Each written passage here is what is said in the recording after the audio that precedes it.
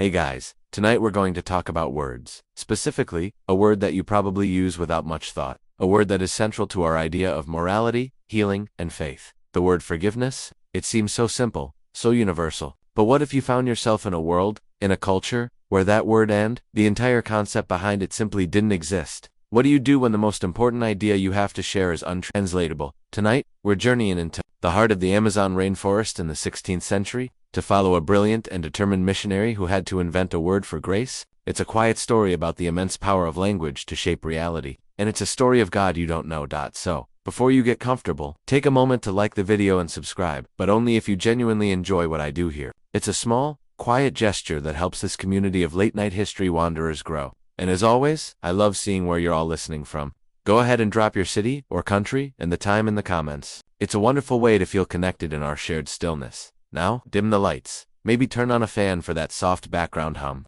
and let's ease into tonight's journey together. You are not in a jungle, not yet. You are in a cold stone classroom in Portugal, at the University of Coimbra. The year is somewhere in the mid-1500s. The only light comes from a high, arched window, illuminating the dust motes dancing in the air. The room smells of old books, beeswax, and the damp chill of ancient stone. You are a young man, a novice, in the Society of Jesus, the order better known as the Jesuits. And your mind is on fire. The Society is the most dynamic and intellectually rigorous religious order in the Catholic world. It is the Church's special forces, its elite vanguard, founded just a few decades ago by Ignatius of Loyola. To be a Jesuit is not just to be devout, it is to be brilliant. Your training is a formidable gauntlet designed to forge you into the perfect spiritual soldier. Your days are a relentless regimen of prayer and study. You wake before dawn for private meditation and Mass.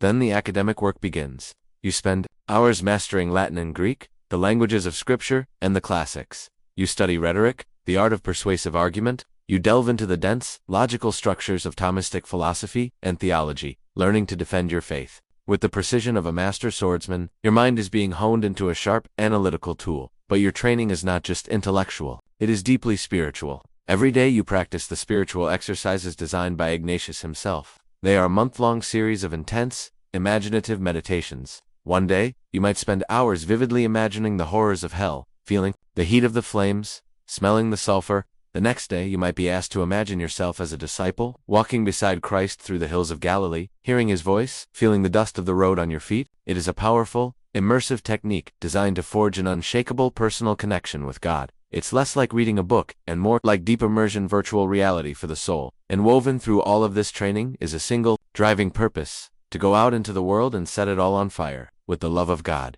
The Jesuits are a missionary order above all else. While some orders retreat from the world into quiet contemplation, your order is designed to engage with it, to go to the farthest, most dangerous corners of the earth for the greater glory of God. You sit in the university library, a vast, silent room filled with the accumulated knowledge of Europe. You look at the new maps of the world that are being drawn, maps filled with terrifying blank spaces and fantastical sea monsters. You read the relations, the letters sent back by Jesuit missionaries already in the field. They are your rock stars, your heroes.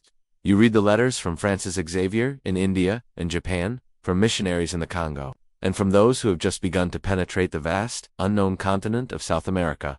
They write of strange, new cultures, of unfamiliar stars in the sky, of terrifying diseases, and of the immense challenge of communicating the gospel to people whose languages and worldviews are utterly alien. It is a daunting, terrifying prospect. But for you, it is a glorious one. This is what you were made for. You do not crave a comfortable parish in Lisbon. You crave the challenge. You crave the unknown. You long to be sent to the margins, to the very edge of the map. Historians still debate the complex legacy of the Jesuit missions. Were they agents of a colonial power, imposing a European worldview on indigenous cultures? Or were they often the most dedicated defenders of those same cultures against the brutalities of the colonists? The truth, as always, is complicated, a mixture of both. But what is undeniable is the immense personal courage, the intellectual rigor, and the profound faith of the men who undertook this work. One day, the letter you have been praying for arrives. It bears the seal of your superior in Rome. You have been given your assignment. You are being sent to the wilds of colonial Brazil, to work among the Tupi-speaking peoples.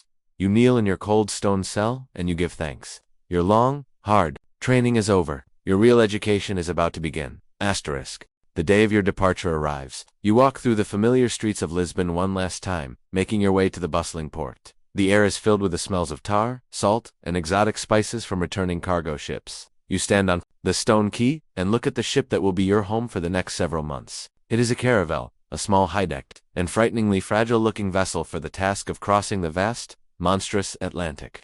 It looks less like a ship, and more like a wooden bucket with sails. You say your final farewells.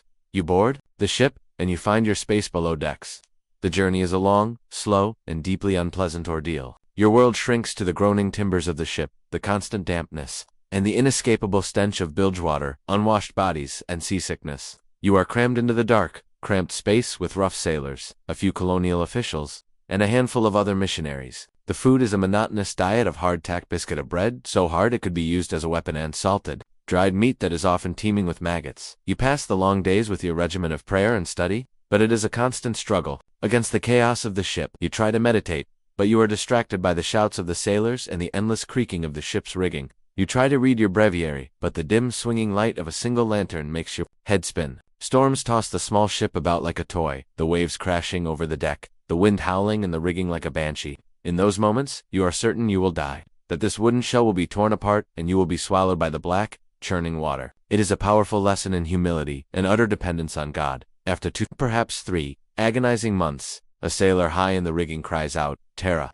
land!" You rush to the deck with the others, and you see it. It is not the low, gentle coastline of Europe. It is a solid, unbroken, and terrifying wall of green, stretching as far as the eye can see in either direction. A line of brilliant white surf crashes at its base. It is the coast of Brazil. It looks primordial, impenetrable, a world that has existed without you for all of time. You arrive at a small, fledgling Portuguese settlement like Salvador or São Paulo. It is little more than a fortified trading post, a few dozen crude buildings, huddled behind a wooden palisade, a tiny European island in a vast, indigenous ocean. The air is thick, humid, and alive with a cacophony of new sounds and smells. The chatter of parrots, the hum of a million unseen insects, the sweet, heavy scent of tropical flowers and rotting fruit. The heat is a physical presence, a wet blanket that saps your strength. You are now in the new world, and the people are as different as the landscape. You see the indigenous Tupi people for the first time. They come into the settlement to trade. Their skin the color of rich earth, their bodies adorned with brilliant feathers and intricate designs painted on their skin.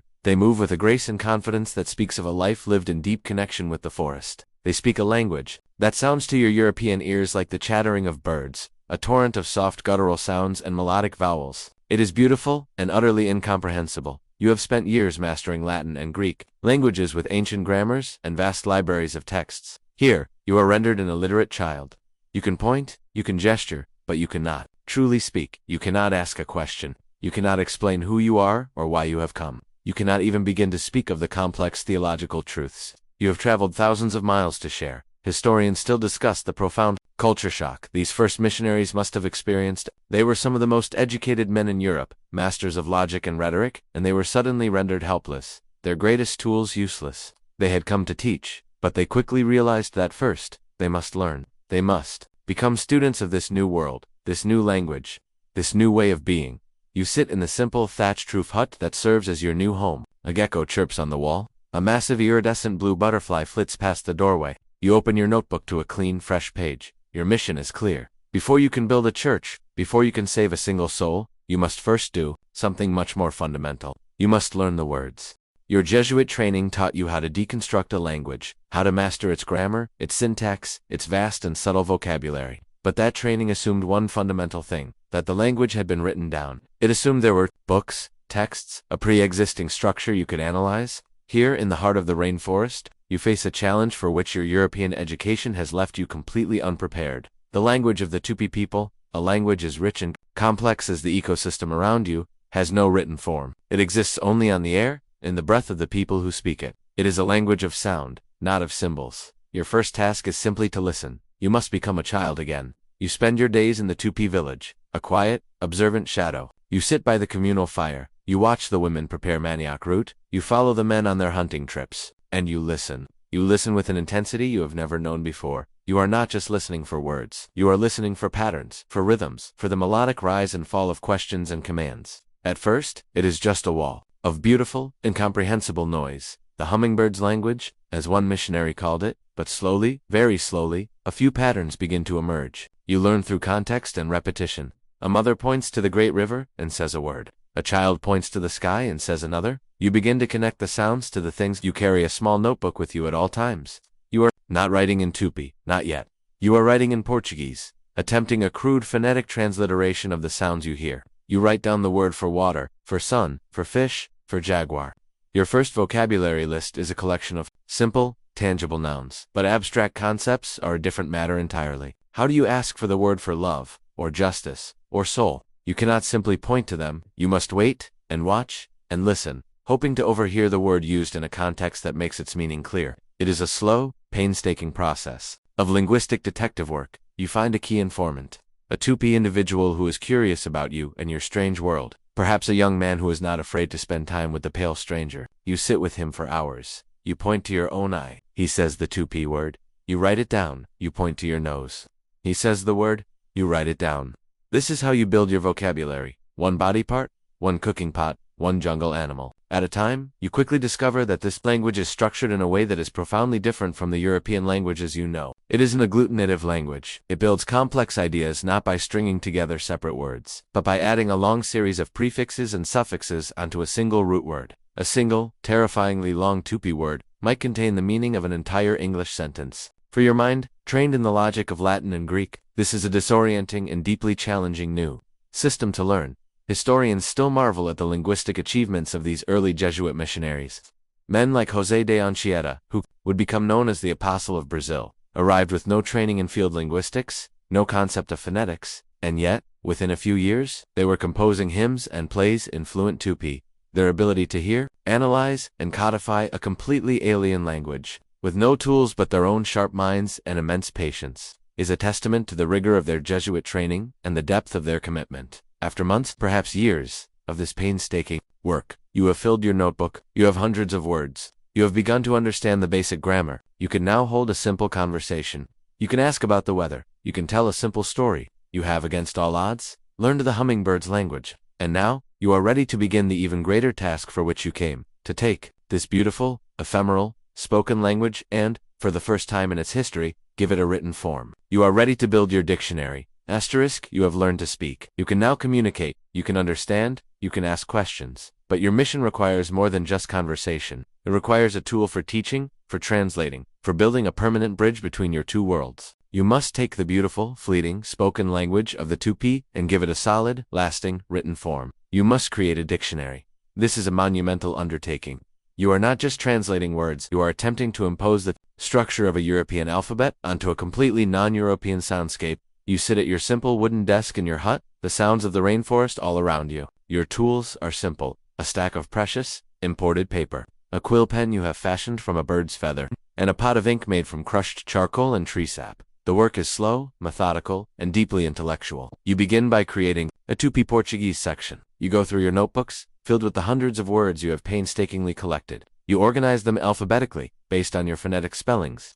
For each Tupi word, you write the Portuguese equivalent. Y is water. Ka is forest. Piera is fish. As you work, you are essentially reverse engineering the language. You are identifying root words. You are discovering the logic of the prefixes and suffixes that modify them. You realize that saba is a suffix that means a thing. So if juca means to kill, then juca saba means a weapon. It is a giant puzzle, and with each new entry in your dictionary, you are fitting another piece into place. But then you begin the second, more difficult half of the project, the Portuguese Tupi section. And this is where the real challenges begin. You start with the words that are central to your own worldview, the concepts you must be able to explain. You write the word God in your dictionary, but what is the Tupi equivalent? The Tupi have many spirits and powerful beings. They have Tupa, the Lord of Thunder and Lightning. They have Guarachi, the Sun God. There is no single all-powerful creator deity that corresponds neatly to your Christian concept of God. You must choose a word and then spend a lifetime redefining it. You settle on Tupa, borrowing the name of their most powerful sky god. Write the word sin. This is another challenge. The Tupi have a strong sense of right and wrong, of social taboos. But the Christian concept of sin as a transgression against a divine law, an inherited stain on the human soul. There is no direct equivalent. You must find the closest word, perhaps a word for to do wrong or to break a rule, and infuse it with a new, deeper, theological meaning. This is the hidden, and often controversial work of missionary linguistics. You are not just a neutral observer, recording a language, you are an active participant, shaping and changing the language to fit the needs of your own theology. You are creating a Christian Tupi, a new version of the language capable of expressing concepts that were completely alien to it before. Historians and linguists still debate the ethics and effects of this process. Was it an act of intellectual colonialism, forcing a native language into a European conceptual framework? Or was it a necessary act of enculturation, adapting the Christian message so that it could be understood in a new cultural context? For you, it is simply a practical necessity. How can you teach the catechism if you don't have a word for grace? How can you hear a confession if you don't have a word for repentance? You spend months, years, hunched over your desk. The dictionary grows page by precious page. It is a work of immense scholarship, but also of deep humility. Every entry is a testament to the hours you have spent listening, to the patience of your 2P friends, and to the sheer difficulty of understanding another worldview. Finally, the dictionary is complete. It is a thick, handwritten volume, the first of its kind in the history of this land. It is a masterpiece of field linguistics, a priceless ethnographic document, but for you, it is something more. It is a key. It is the tool you believe will unlock the 2P soul, the bridge you will use to carry your faith across the vast chasm of culture and language. You hold the finished book in your hands, its pages filled with your own neat script. The easy part is over. Now, the real work of translation can begin. You have learned to speak. You can now communicate. You can understand. You can ask questions. But your mission requires more than just conversation. It requires a tool for teaching, for translating, for building a permanent bridge between your two worlds. You must take the beautiful, fleeting, spoken language of the 2P and give it a solid, lasting, written form. You must create a dictionary. This is a monumental undertaking. You are not just translating words. You are attempting to impose the structure of a European alphabet onto a completely non-European soundscape. You sit at your simple wooden desk in your hut, the sounds of the rainforest all around you. Your tools are simple: a stack of precious, imported paper, a quill pen you have fashioned from a bird's feather, and a pot of ink made from crushed charcoal and tree sap. The work is slow, methodical, and deeply intellectual. You begin by creating a 2P Portuguese section. You go through your notebooks, filled with the hundreds of words you have painstakingly collected. You organize them alphabetically, based on your phonetic spellings. For each 2P word, you write the Portuguese equivalent. Y is water. Cut is forest. Pira is fish. As you work, you are essentially reverse engineering the language. You are identifying root words. You are discovering the logic of the prefixes and suffixes that modify them. You realize that saba is a suffix that means a thing. So if juka means to kill, then juka saba means a weapon. It is a giant puzzle, and with each new entry in your dictionary, you are fitting another piece into place. But then you begin the second, more difficult half of the project, the Portuguese 2P section. And this is where the real challenges begin. You start with the words that are central to your own worldview, the concepts you must be able to explain. You write the word God in your dictionary, but what is the 2P equivalent? The 2P have many spirits and powerful beings. They have Tupa, the Lord of Thunder and Lightning. They have Guarachi, the Sun God. There is no single all-powerful creator deity that corresponds neatly to your Christian concept of God. You must choose a word and then spend a lifetime redefining it. You settle on Tupa, borrowing the name of their most powerful sky god. You write the word sin.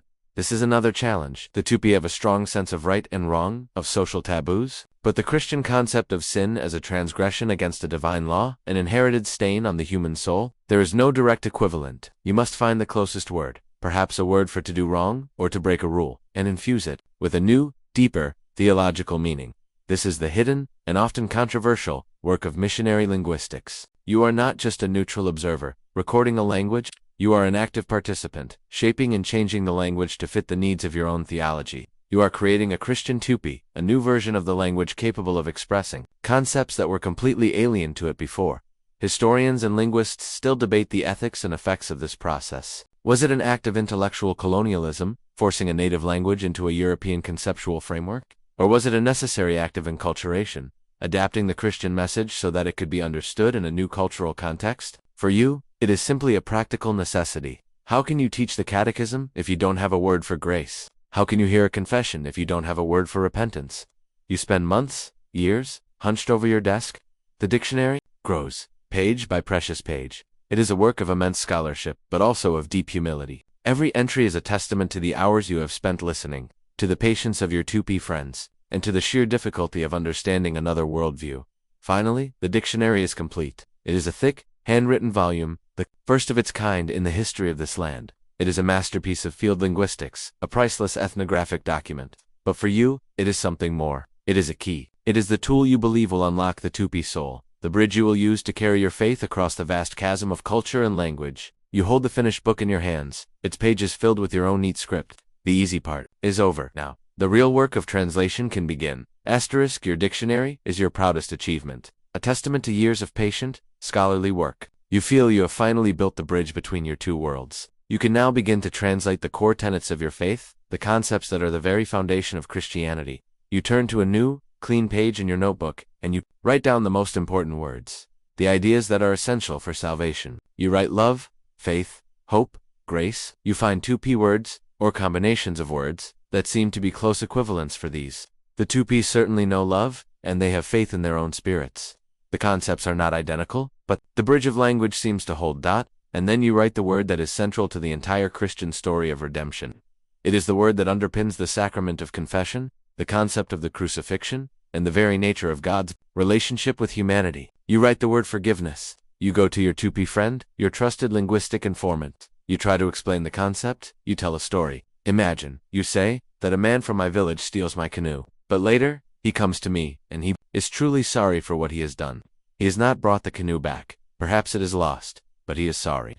I look at him, and I say, "What? You are asking for the word that means, I cancel the debt you owe me. I wipe the slate clean. I will not seek revenge or payment. I forgive you." Your friend looks at you with a deep, profound confusion. He does not understand the question. He understands the first part of the story, the theft, the injury. He understands the need for resolution, but the ending you propose is nonsensical to him. He tries to help. He offers you a word that means to forget for a time. He gives you another that means to not speak of it again. He suggests a phrase that means to put something aside, but none of these capture the essence of what you are asking. They are all temporary, conditional. They do not have the absolute debt-canceling power of forgiveness. You spend days, weeks trying to find this word. You ask different people. You tell different stories. You search your own now vast mental dictionary for any root word, any concept that might come close. And slowly, a shocking and deeply unsettling realization begins to dawn on you. The word does not exist. There is no word for forgiveness in the 2P language, and as you dig deeper, you realize it is not just a missing word, it is a missing concept.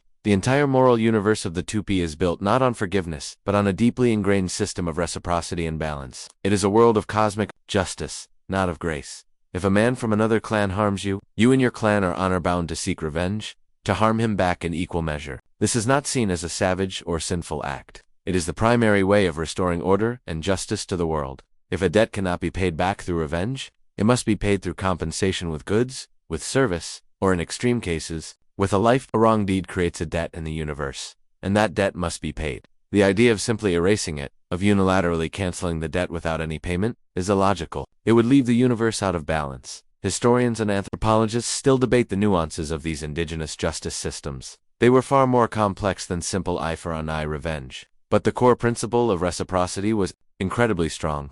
The idea of a free, unearned pardon was completely alien. You are stunned. This is not just a linguistic problem, it is a theological crisis. How can you explain the core of the gospel message if the very language you must use has no way of expressing it? How do you explain that Christ died for the forgiveness of sins to a people for whom the concept of sin forgiveness is a logical impossibility? It's like trying to explain the color blue to a person who has been blind from birth. You have no point of reference. Your beautiful dictionary, the key you thought would unlock their world, now seems like a useless tool. It is a bridge that leads to the edge of an uncrossable chasm. You have hit a wall, a hole in the language that is, in reality, a hole between two entirely different ways of seeing the universe. And you realize, with a sinking heart, that your work is not one of simple translation. You must now attempt something far more difficult, and perhaps, far more arrogant. You must try to teach a new emotion. You must invent a word for grace. This isn't just a theoretical, linguistic problem for you. It is a profound pastoral crisis that strikes at the very heart of your mission. Your primary tool for nurturing a new Christian soul, the sacrament of penance and reconciliation, you simply call confession ease, now effectively useless. You have managed to teach a small group of 2P people the basics of the faith.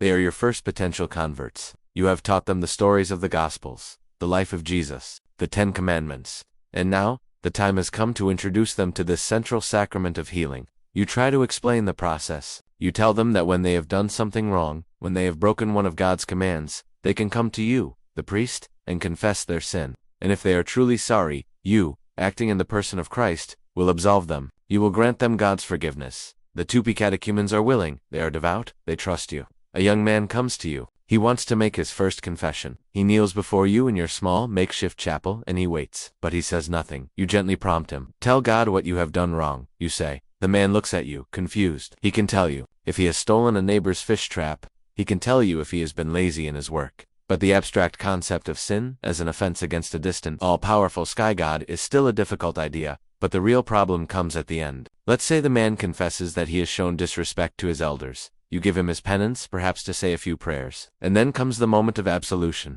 You raise your hand to make the sign of the cross, and to say the sacred words, Ego te absolvo, a peccatus tuis, ... I absolve you of your sins, ... But you cannot say it in Latin, you must say it in Tupi. And there is no word for absolve, there is no word for forgive. What can you say instead? You try one of the phrases you have learned. I will not speak of this again. To the Tupi man, this sounds less like a divine pardon, and more like a personal promise to keep a secret. Like gossip, it has no spiritual power. You try another. I put your wrongdoing aside. This is better, but it still sounds temporary. It sounds like you are just tabling the discussion for later. The debt has not been cancelled, it has just been ignored for the moment. The cosmic imbalance remains. The man does not leave feeling cleansed and renewed. He leaves feeling confused. The great unburdening release that confession is supposed to provide has not happened. The silence of the language has created a silence in the sacrament. You are faced with a terrible choice. You can continue using these inadequate, approximate phrases, knowing that they do not convey the true meaning of the sacrament, or you can do something far more radical. This is a problem that Jesuit missionaries were facing all over the world, from Canada to China. The order was famous for its principle of accommodation, of adapting Christian rituals to local cultures. But how far can you adapt before you dilute the meaning entirely? Historians still debate the different approaches. Some missionaries simply gave up conducting the most important parts of the liturgy in Latin, creating a faith built on pure mystery rather than understanding. Others, particularly the Jesuits, took a bolder path. They believed that if a word for a crucial concept did not exist, then their duty was to invent one. They had to become not just linguists, but linguistic creators. You realize this is the only path forward. You cannot do your job, you cannot save souls, you cannot offer the healing of God's grace, if you do not have a word for it. Your dictionary is not finished. Its most important entry is still blank, and so you begin the most difficult intellectual and spiritual task of your life. You set out to build a word for forgiveness from the raw materials of the Tupi language itself. You cannot simply make up a new word from scratch. A meaningless collection of sounds will have no resonance, no power. You must act as a linguistic craftsman, using the existing raw materials of the Tupi language to build a new concept. You must find words that are already familiar to the people and combine them in a new, poetic, and theologically profound way. You sit for hours with your Tupi friend and informant. You don't try to explain forgiveness directly anymore. Instead, you come at it from the side. You explore the Tupi words for emotions and relationships. You ask, what is the word for when a mother's heart feels soft towards a child who has misbehaved? You ask, what is the word for the feeling when a feud between two villages is finally over and the raids stop? You are searching for the building blocks of grace. You begin to play with combinations. The Tupi language, you remember, is it loves to stick concepts together. So you begin your own experiments. You take the root word for debt or fault, and you try adding different suffixes to it. You try adding the suffix for to make small or to lessen. The resulting word sounds something like to shrink a fault. It's close, but it's not quite right. It implies the debt is still there, just smaller. It's a discount, not a cancellation. You try another combination. You take the word for anger or a grievance held in the heart, and you add the suffix for to untie or to loosen a knot.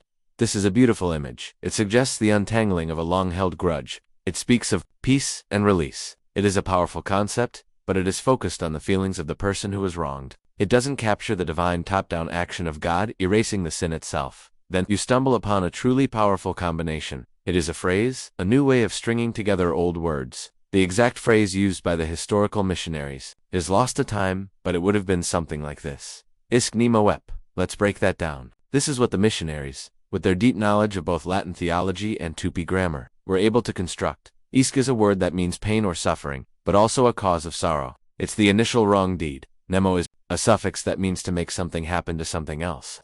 E is a reflexive particle, meaning the action turns back on the speaker, or at the end is a negative suffix, meaning to not or to no longer. So, when you put it all together, what do you get? You get a phrase that literally means something like, I no longer make your past pain my own. This is not a simple translation. It is a work of poetic and theological genius. It reframes the entire concept. It moves away from the language of debt and payment, which was a dead end in the Tupi worldview. Instead, it speaks in the language of emotion and relationship. It doesn't say, I cancel your debt. It says, I choose to release the pain you have caused me. I will no longer carry it in my heart. It is an act of profound emotional and spiritual generosity. Historians and linguists who study these missionary texts are in awe of this kind of creative work. It shows a level of linguistic and cultural empathy that is truly remarkable. The missionaries were not just imposing their own words, they were listening so deeply to the new language that they could begin to think and feel within its structures. To use its own native genius to express a new idea, you try this new phrase out on your 2P friend. You tell the story of the stolen canoe again. And at the end, you say this new, carefully constructed phrase. You say, "I no longer make the pain of the lost canoe my own." Your friend is silent for a long moment, and then his eyes widen slightly. He nods. He understands. He has never heard the idea expressed this way before, but it makes a kind of emotional sense. It is a new idea, a new possibility. It is the first glimmer of a new moral universe. You have not just translated a word, you have planted a seed. You have invented a word for grace.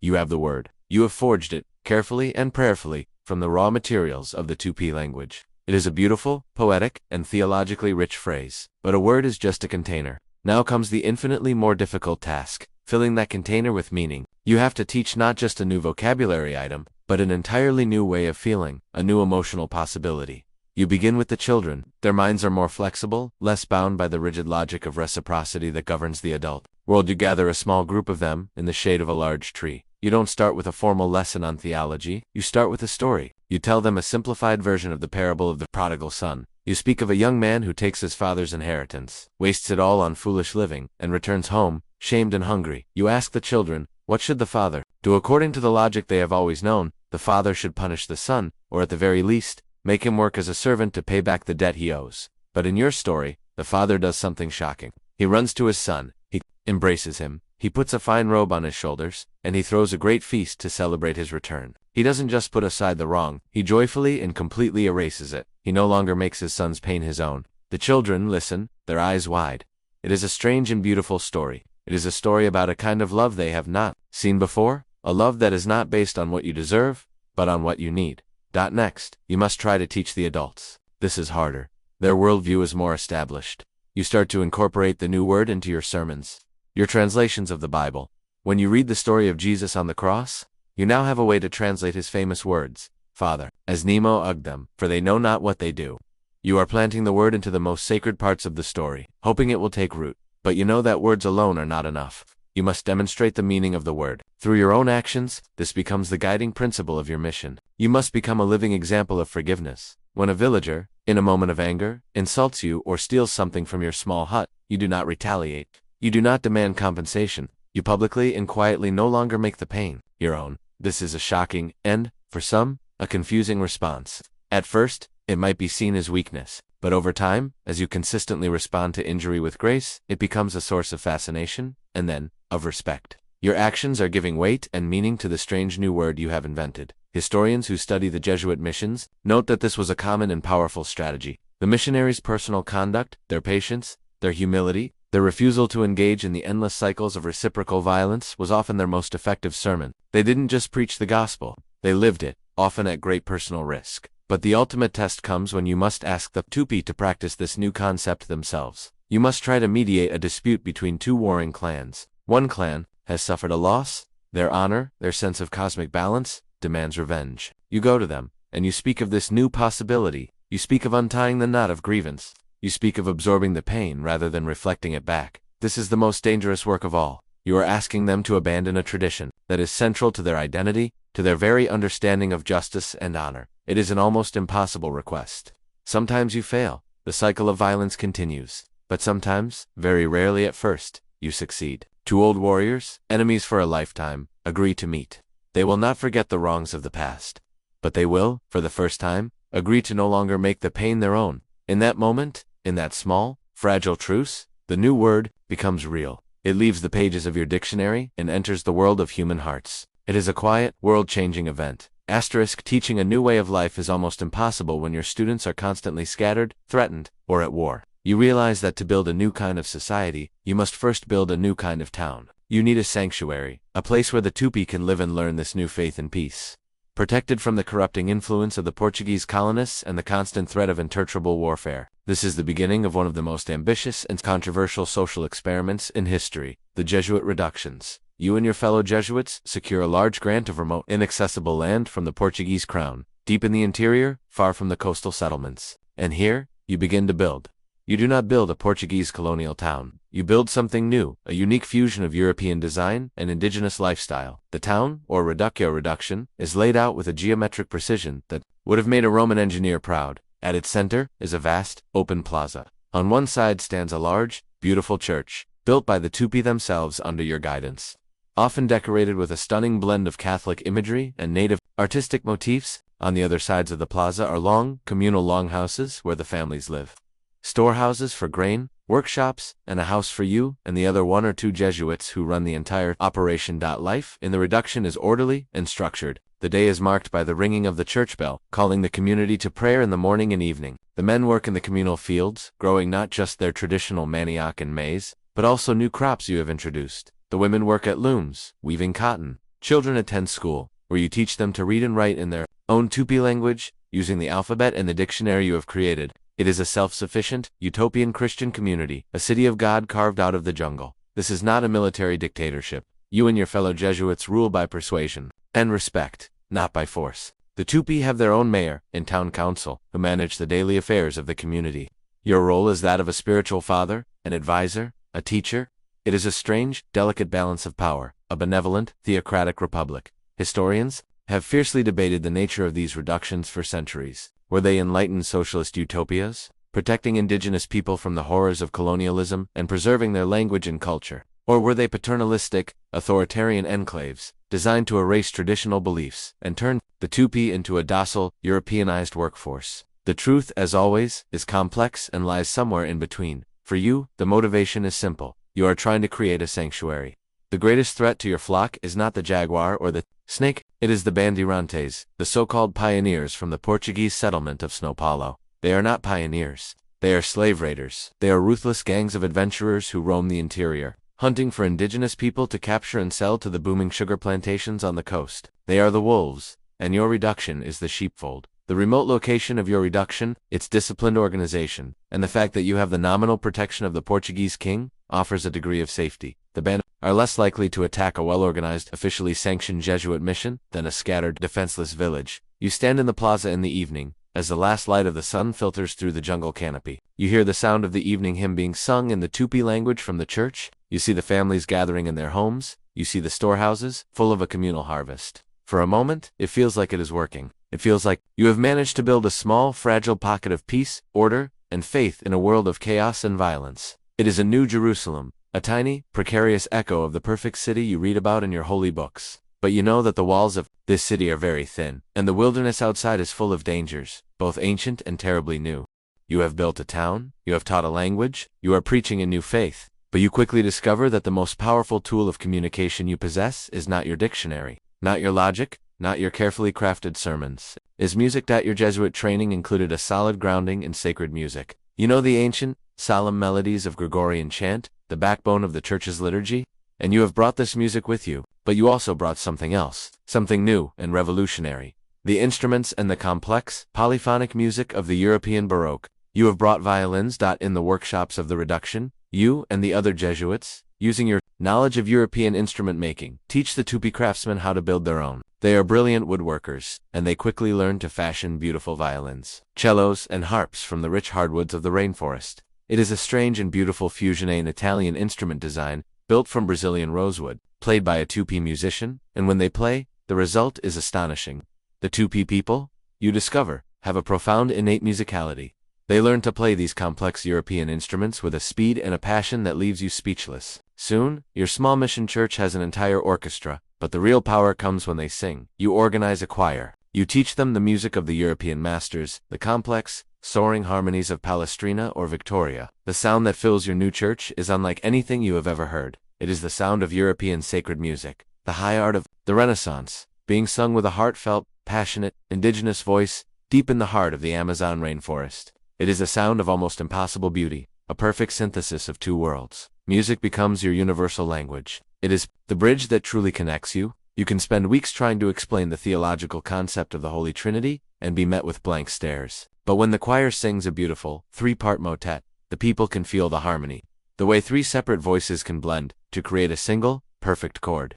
They may not understand the doctrine, but they understand the music. The fame of your Jesuit reduction orchestras spreads throughout the colony. Wealthy plantation owners and government officials will travel for weeks just to hear the Tupi choir sing the Mass. They sit in your simple church, stunned into silence by the beauty of the sound. It is a strange irony. The colonists who despise the indigenous people as ignorant savages are captivated by the sublime European art that these same savages have mastered.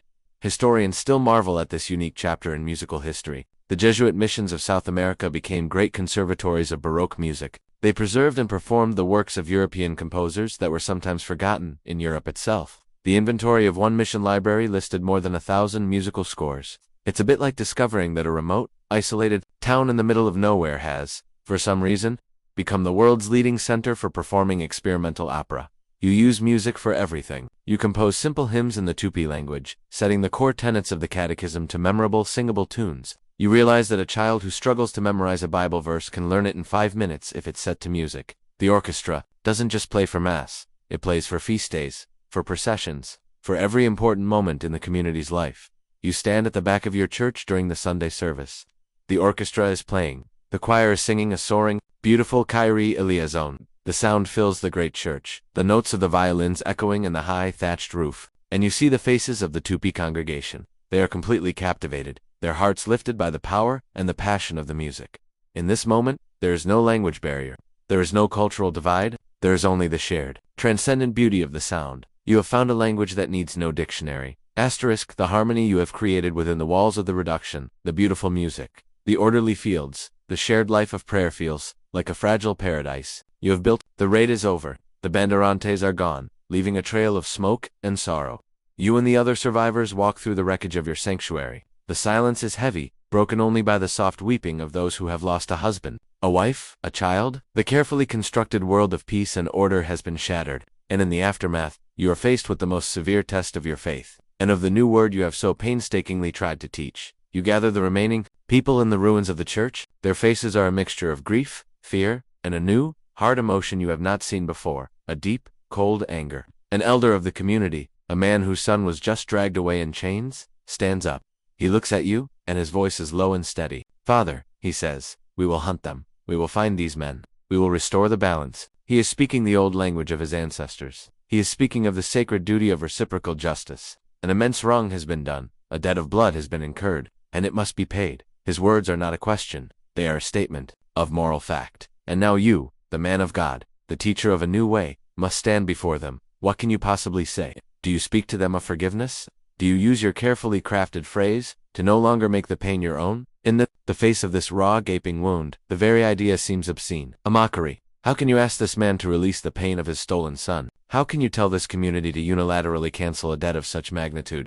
The concept of forgiveness, which seems so beautiful and profound in a time of peace, now feels flimsy, inadequate, almost insulting, in the face of true, unforgivable evil. This is the great, agonizing internal conflict of your mission. You have come to preach a gospel of grace, of turning the other cheek, of loving your enemies. But your flock has just been brutalized by enemies who are not just abstract sinners, but real, flesh and blood monsters who have destroyed their lives. To preach forgiveness now feels like a betrayal of their suffering. It feels like asking them to be passive in the face of an evil that demands to be fought. Historians who study the Jesuit missions in this period note the immense psychological and theological pressure the priests were under. Their letters back to Europe are filled with this anguish. They were caught between the pacifist ideals of their faith and the brutal reality of their environment. On the one hand, they were teaching non-violence. On the other, some Jesuits, in a desperate attempt to protect their communities, began to argue for the necessity of armed self-defense. They trained the Tupi in European military tactics. They helped them build fortifications. The reductions became, in some cases, armed fortresses. This was a deeply controversial move, one that was often condemned by both the colonial authorities and their own superiors in Europe. It was a step away from the ideal of a peaceful, prayerful community before the missionary on the ground. It was a pragmatic response to an impossible situation. You stand before your grieving community. You look at the father who has lost his son, and you cannot bring yourself to say the word you invented. Not now. To do so would be a profound pastoral failure. You realize that forgiveness cannot be a command. It cannot be a law imposed from the outside. It can only be a choice, a miracle that can only happen, if at all, after a long, slow journey through grief and anger. So instead, you weep with them. You sit with the father in his empty longhouse. You share their meager meal. You help them bury their dead. You do not offer them easy answers or hollow platitudes. You offer them your presence, your solidarity, your shared sorrow. You have learned the most difficult lesson of your mission, that sometimes, the most spiritual thing you can do is to simply be silent, to acknowledge the reality of a pain that is unforgivable, and to wait with your people in the darkness, praying for a dawn you cannot yet see. Asterisk. The years have passed, your back is now stooped, your hair is as white as the river mist, and your hands are stained with the ink of a lifetime. You are an old man, and the world around you has changed in ways you could never have imagined. When you first arrived as a young, zealous missionary, the small, fortified settlement you once knew has grown into a bustling colonial town. The narrow jungle paths have been widened into roads for ox, and your life's work, the great Tupi Portuguese dictionary, is complete. It is a magnificent volume, bound in thick leather, its pages filled with your neat, careful script. It is more than just a list of words. It is a monument to a language, to a culture, and to your own immense patience. And now, copies are being made. You sit in your study, which now has a real glass window, and you watch as a young Jesuit, newly arrived from Europe, painstakingly copies your work. He will take his copy to another mission deeper in the interior. Your dictionary is beginning its own missionary journey. It is becoming a tool for a new generation. But as you watch him work, you are struck by a profound and unsettling contrast. This young Jesuit is copying your Tupi dictionary onto fine, smooth, European paper, with a sharp, imported metal nib. Outside your window, a group of Tupi men are being led through the town square. They are not from your reduction. They are wild Indians, captured in the forest by a recent Bandirante expedition. Their hands are bound, and they are being marched to the slave market down by the port. This is the great, heartbreaking contradiction of your life, laid bare in a single moment. Inside your study, you are lovingly preserving the Tupi language. Outside your window, the people who speak that language are being destroyed. Your work feels, in this moment, like a beautiful and terrible irony.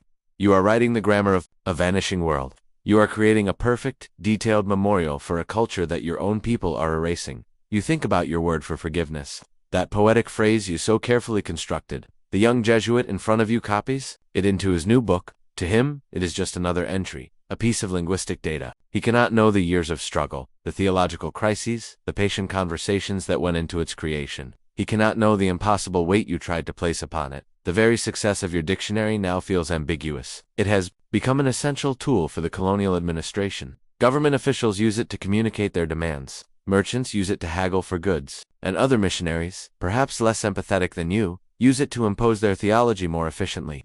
The bridge you built to foster understanding is now being used as a highway for conquest.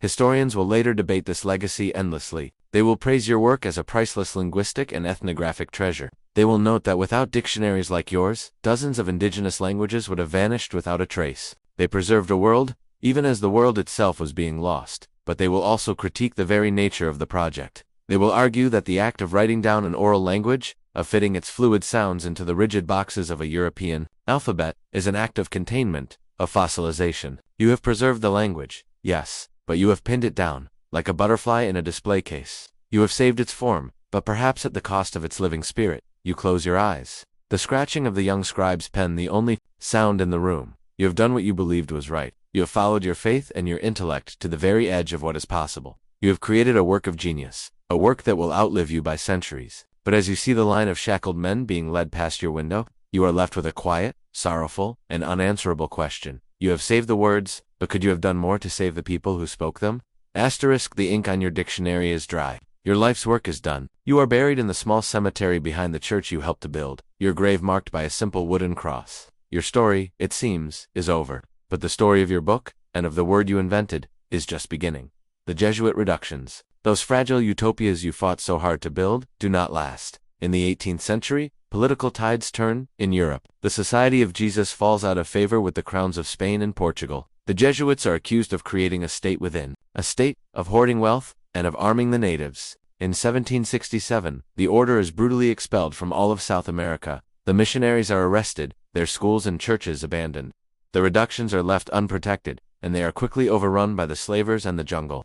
The great social and musical experiment comes to a sudden, tragic end. The people you served are scattered. The communities you built are destroyed. The harmony of the violins is replaced by the silence of the forest. It would seem that your entire life's work has been for nothing, but your dictionary survives. Copies of it, made by hand by your fellow Jesuits, have found their way back to the great libraries of Europe. They lie dormant for centuries on dusty shelves in Lisbon, in Rome, in Paris. They are curiosities, relics of a forgotten colonial adventure. The language they so meticulously document, Tupi, ceases to be a widespread living tongue, replaced by Portuguese. It survives only in remote pockets of the Amazon and in the names of rivers, plants, and animals. And then, centuries later, in our own time, scholars find your book again. Linguists, historians, and anthropologists, searching for the lost worlds of the Amazon, stumble upon these old Jesuit dictionaries, and they are stunned. They see not just a list of words, but a window into a completely different reality. They can reconstruct the grammar, the worldview, the poetry of a people who left no other written record. Your book becomes a priceless key, unlocking a world that would have otherwise vanished forever. They find your beautiful, complex, and ultimately heartbreaking word for forgiveness. They analyze its structure, they debate its meaning. They see in it the story of a profound encounter between two worlds. It becomes a famous case study in the challenges of translation, in the way language shapes thought, and in the well-intentioned but often tragic consequences of the missionary enterprise. The word you invented did not, perhaps, succeed in teaching a new emotion to an entire culture. It did not stop the slave raids. It did not save the Tupi people from the devastation of colonialism, but it did something else. It created a permanent record of the attempt. It is a monument to a moment of immense intellectual and spiritual struggle. It is a testament to the idea that even across the widest of cultural chasms, it is possible, however imperfectly, to try to understand one another. It is a memorial to the very human, and very holy, act of trying to find the right words. The great rainforest has reclaimed the stones of your church. The trail to your village is overgrown. The people you knew are gone, but the words remain. The language you saved, and the word you invented, have survived. They are a quiet, enduring echo, a whisper from a lost world, still speaking to us across the centuries, still asking us the same difficult questions about faith, about language, and about what it truly means to forgive. The scratching of the quill pen finally stops. The last word in the dictionary has been written. The story is complete. You can let the images of the rainforest, the mission church, and the leather-bound book begin to fade. Their long journey at an end. Let the quiet of that small, sun-drenched study fill your own room. There are no more words to define, no more concepts to translate. The intellectual struggle is over, and all that remains is a deep and profound peace. Let the silence be a comfort, a sign that the work is done. The difficult questions of the story can be set aside for now. Let them rest. Let your own mind rest. Feel the tension in your shoulders and your jaw begin to dissolve. Your breathing is slow and even, a gentle tide pulling you away from the shore of wakefulness. You are drifting into the quiet, deep, and untroubled harbor of sleep, a place where no dictionaries are needed and where all is understood. End of script. Sweet dreams.